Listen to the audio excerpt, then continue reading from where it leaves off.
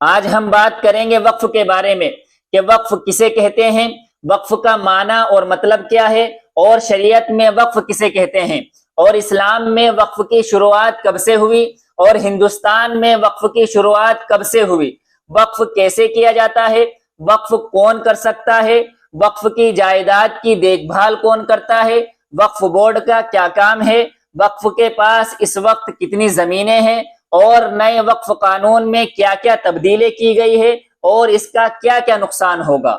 اب آتے ہیں پہلے سوال کی طرف کہ وقف کسے کہتے ہیں۔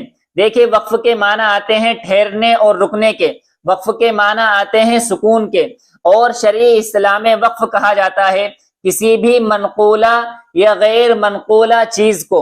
منقولہ کا مطلب جو ایک جگہ سے دوسری جگہ منتقل ہو سکتی ہو، جیسے روپیہ، پیسہ، سونا چاندی، گھڑی، فریج، واشنگ مشین، کوئی بھی چیز جو ایک جگہ سے دوسری جگہ منتقل ہو سکتی ہو، اور غیر منقولہ جو ایک جگہ سے دوسری جگہ منتقل نہ ہو سکتی ہو، جیسے زمین، گھر، مکان وغیرہ۔ تو کسی بھی منقولہ یا غیر منقولہ چیز کو اپنی ملکیت سے نکال کر مسلمانوں کے فائدے اور ترقی کے لیے اپنے صدقہ جاریہ کے طور پر اللہ کے نام پر عطیہ کرنے کو وقف کہا جاتا ہے، اور وقف کرنے والے کو واقف کہتے ہیں۔ اس وقف کرنے کا مقصد اس زمین سے، اس جائیداد سے یا اس سے حاصل ہونے والے منافع کو خیر کے کاموں میں خرچ کرنا ہوتا ہے۔ جب کوئی آدمی ایک مرتبہ کوئی بھی چیز، زمین یا جائیداد یا پیسہ، کوئی بھی چیز اللہ کے نام پر وقف کر دیتا ہے تو پھر وہ چیز اس کی ملکیت سے نکل کر اللہ کی ملکیت میں چلی جاتی ہے۔ پھر اس چیز کے اوپر اس کا کوئی اختیار باقی نہیں رہتا ہے، نہ اس کا اختیار باقی رہتا ہے، نہ اس کے خاندان والوں کا کوئی اختیار باقی رہتا ہے۔ اب آتے ہیں دوسرے سوال کی طرف کہ اسلام میں وقف کی شروعات کب سے ہوئی۔ دیکھیے، وقف ہمیشہ سے اسلامی روایات کا حصہ رہا ہے، اور وقف کی شروعات آپ صلی اللہ علیہ وسلم کی زندگی میں ہو گئی تھی۔ سب سے پہلے وقف کرنے والے حضرت کلثوم بن ہدم رضی اللہ تعالی عنہ ہیں، جنہوں نے مسجد قباء کے لیے زمین وقف کی تھی۔ واقعہ اس کا یہ ہوا تھا کہ جب آپ صلی اللہ علیہ وسلم ہجرت کر کے مکہ مکرمہ سے مدینہ منورہ گئے تو قبیلہ بنو عمرو بن عوف کے یہاں آپ صلی اللہ علیہ وسلم نے 14 دن قیام کیا۔ جب آپ صلی اللہ علیہ وسلم 14 دن وہاں رہے تو قبیلے والوں نے آپ صلی اللہ علیہ وسلم کی خوب خدمت کی، مگر آپ صلی اللہ علیہ وسلم تھوڑے سے پریشان تھے۔ تو حضرت کلثوم بن ہدم رضی اللہ تعالی عنہ آپ صلی اللہ علیہ وسلم کے پاس آتے ہیں اور عرض کرتے ہیں، اللہ کے نبی، ہم آپ کو پریشان دیکھ رہے ہیں کہ ہم آپ کی خدمت صحیح طریقے سے نہیں کر پا رہے ہیں، یا جو چیز آپ کو چاہیے وہ آپ کو نہیں مل رہی ہے، آپ ہمیں بتائیے، ہم آپ کی پریشانی دور کرنے کی کوشش کریں گے۔ آپ صلی اللہ علیہ وسلم نے فرمایا کہ مجھے پریشانی یہ ہے کہ لوگوں کو اجتماعی طور پر نماز پڑھنے کے لیے جگہ چاہیے اور مجھے جگہ نہیں مل رہی ہے۔ تو حضرت کلثوم بن ہدم رضی اللہ تعالیٰ نے فرمایا کہ میرے پاس زمین ہے، آپ جتنی زمین چاہے مسجد کے لیے منتخب کر لے۔ آپ صلی اللہ علیہ وسلم نے فرمایا کہ اس کی قیمت کیا ہوگی؟ انہوں نے فرمایا مجھے قیمت کی کوئی ضرورت نہیں ہے۔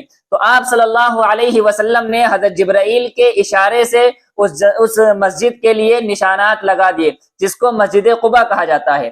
تو سب سے پہلے اسلام میں وقف کی شروعات جو ہوئی تھی وہ یہاں سے ہوئی تھی۔ اس کے بعد مدینہ ہی میں آپ صلی اللہ علیہ وسلم نے 7 باغ وقف کیے۔ جو غزوہ احد میں مارے گئے ایک یہودی کے تھے، اس نے وصیت کی تھی کہ میرے مرنے کے بعد میرا مال آپ صلی اللہ علیہ وسلم کے لیے ہے۔ تو آپ صلی اللہ علیہ وسلم نے لوگوں کے فائدے کے لیے وہ 7 باغ وقف کر دیے تھے۔ اس کے بعد حضرت عمر رضی اللہ تعالیٰ عنہ نے خیبر کی ایک زمین وقف کی تھی، اور یوں اسلام میں وقف کا سلسلہ شروع ہو گیا۔ اب آتے ہیں تیسرے سوال کی طرف کہ ہندوستان میں وقف کی شروعات کب سے ہوئی۔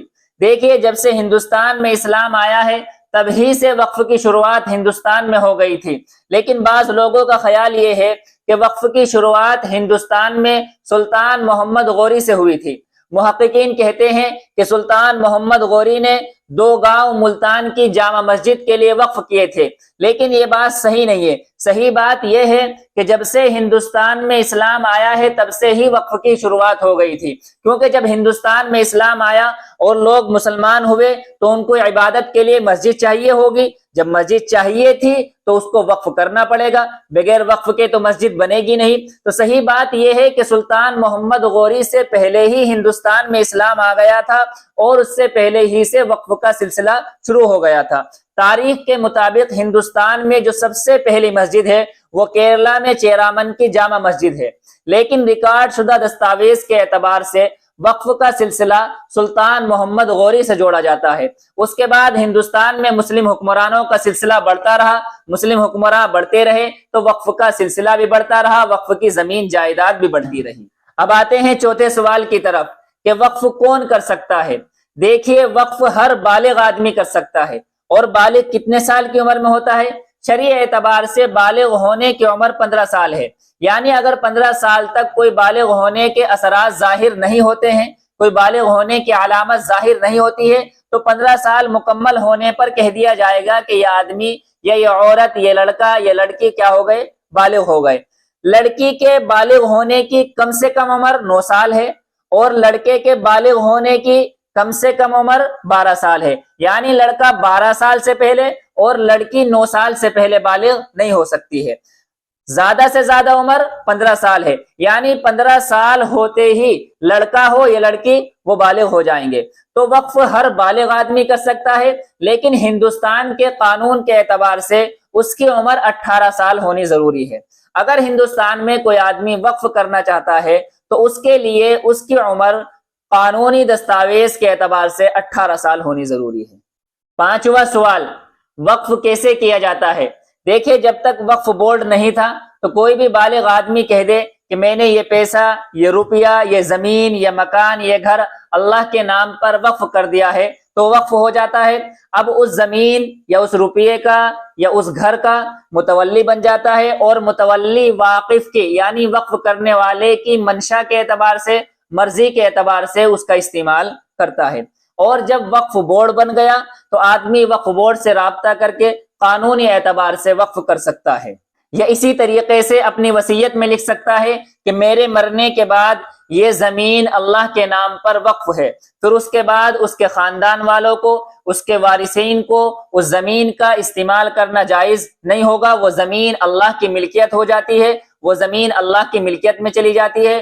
फिर कोई उसका इस्तेमाल उसके खानदान वालों में से या उसके वारिसीन में से नहीं कर सकता है। 6वां सवाल, वक्फ की जमीन की देखभाल कौन करता है। देखिए, हिंदुस्तान में वक्फ की जमीन की देखभाल करने के लिए एक इदारा बनाया गया है जिसको वक्फ बोर्ड कहते हैं। वक्फ बोर्ड ये वक्फ की जमीन की देखभाल करता है और उससे हासिल होने वाले मुनाफे और आमदनी उसका हिसाब व किताब रखता है और उस मुनाफे और आमदनी को किन कामों में खर्च करना है और किन कामों में खर्च नहीं करना है इसका फैसला करता है। 7वां सवाल, वक्फ के पास कितनी जमीन जायदाद मौजूद है।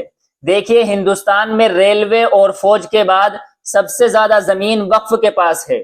सरकारी आंकड़ों के एतबार से वक्फ के पास 9,40,000 एकड़ पर फैली हुई 8,70,000 जायदाद मौजूद है, जिसकी कीमत तकरीबन 1,20 करोड़ रुपए है। रही बात के वक्फ कानून में क्या क्या तब्दीली की गई है और इसका क्या क्या नुकसान है, चूंकि वीडियो लंबी हो जाएगी इसलिए इसको अगर आपको सुनना है तो नीचे कमेंट में बता दो, दूसरी वीडियो बना देंगे इंशाअल्लाह।